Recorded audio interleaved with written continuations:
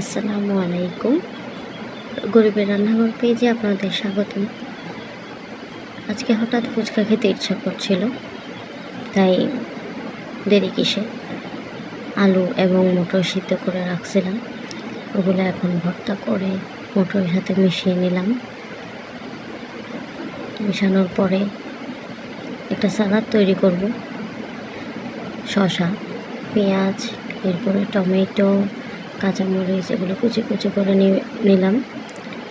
সাথে অনেক সময় গাজর থাকলে গাজরও দিয়ে, আজকে যেহেতু গাজর ছিল না, গাজর দিতে পারিনি, যাই ছিল তাই দিয়ে করা।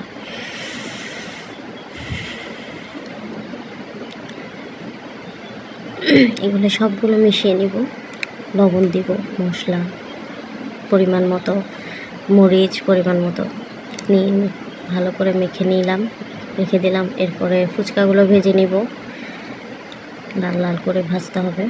এরপরে টক তৈরি করব, তেঁতুল দিয়ে সামান্য পরিমাণ মতো পানি নিতে হবে।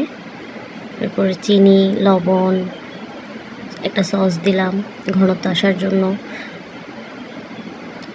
মরিচ, মশলা, টেস্টিং সল্ট, সব কিছু রেডি করার পরে এবার পরিবেশনের পালা। ট্রাই কেমন খেতে হয়েছে, টেস্টি।